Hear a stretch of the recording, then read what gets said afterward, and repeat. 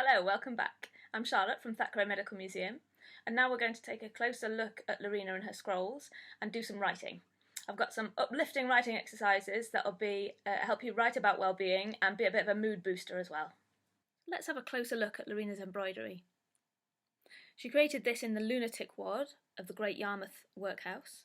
You can see other pieces on display at Gresson Hall Workhouse and Museum. Shout out to our friends at Norfolk Museums. And you can see it's a patchwork of fabrics all stitched together. Some of these fabrics are very brightly coloured, some of them are more basic. There seems to be a mixture of expensive dress fabrics and then perhaps pieces of bedding. The threads are all different colours. The entire scroll is written in capital letters without any grammar. She made at least 4 of these scrolls, and remember that each one is around 8 feet long. If we turn it over, you can see the back of the scroll. At the start of the embroidery, Lorina requests Mr. Lacon, Esquire, who was an important man. He was rich, he was a banker, he was a sheriff. She requests that he pass on this scroll, this letter, to this man, Earl Robert Bulwer Lytton. As far as we know, there is no family connection between Lorina and Earl Lytton. There is the rather strange connection that Earl Lytton's father was part of a scandal whereby he had his wife imprisoned in an asylum under false claims of lunacy. She goes on in the letter to mention 2 men called Peto and Crossley. Now, these were both important and influential men. Peto was known at the time for having a very prestigious building company. Peto's firm actually built Nelson's Column and the new Houses of Parliament. The Earl of Lytton, Peto, Crossley, all of these were upper class, important, influential, wealthy men. Despite her situation and the class system of the time, she obviously had no reservations about contacting and addressing and connecting herself to this type of people, and it shows a fantastic confidence. She also frequently writes about her own qualities. She's not shy about pointing out what she sees as her strengths in a way that's quite admirable that women still struggle to do nowadays. She usually writes in the first person when she's doing this. For example, I, Miss Lorina Bulwer, am a true loyal person. I have fairly won 2 estates. Peto's Somerleyton Park and F. Palmer Esquire, South Quay Surgeon. I, Miss Lorina Bulwer, am free, have gained 2 points, can return to my house in Audley Street and remove my furniture. So for our first exercise, I would like you to write down 3 things that you're good at, or 3 things that you like about yourself. You can press pause on the next screen and then come back to us when you've come up with those 3 phrases. Now, Lorina wasn't shy about stating her own strengths and virtues, so we're going to follow her lead and we're going to do an exercise in hyperbole. And for anyone that doesn't know, hyperbole is using really extreme exaggeration to make a point or to emphasise.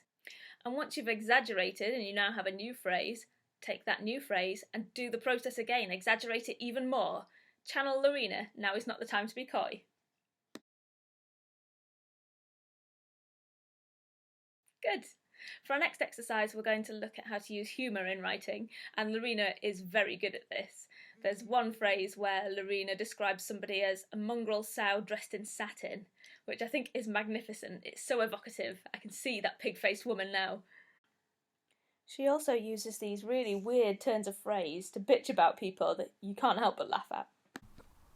She has had the French Convention money for years, saying she has a small income. A poor dinky dollar mops, Japanese, mongrel bastard. Writing comedy is one of the hardest things to write, I think, and it's very hard to teach as well. So this exercise will just get some words flowing for a start. You're going to see in a minute some different options that are the beginnings of a sentence. So you can choose one of those sentence beginnings or you can make up your own. And from there, I want you to write as many endings for that sentence as you can think of. So we're not going for quality, we're going for quantity. As many as you can get down in 3 minutes. Great! So now you don't have a blank page any longer, you've got a whole load of raw material that you can start playing with. And there's lots of things that you can do with that material. If you're looking for something that's funny, if you read through what you've written, usually that stuff will stand out to you, and you can pick that out and expand it as you wish into a short story, into a paragraph, into a joke. There's other nice things that you can do. If you started with one sentence beginning, you can take that out and substitute it for another one and see if anything interesting comes out of that.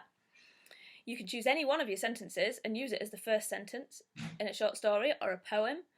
So you can pause this video for as long as you like, play with those things that you produced in the last exercise, and then come back.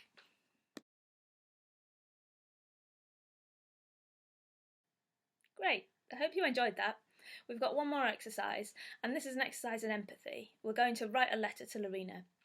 Now, Lorina made her embroideries in the workhouse in the lunatic ward, and she didn't think that she should be there. She didn't feel like she was the same as the people in there. She felt abandoned and isolated, and her mind took her to some very dark places. So she mentions being lost in her mind, which I think is a really strong image. She describes some really quite terrible and terrifying images which haunt her thoughts. There's a sense that she feels constantly under threat. She's angry about being confined. She writes, I have wasted 10 years in damnation. So I want you to imagine that you're writing a letter to Lorina. What might you say to her to make her feel less alone? What could you say to offer comfort? And what suggestions might you make about how she could help herself to feel better and cope with the situation that she's in?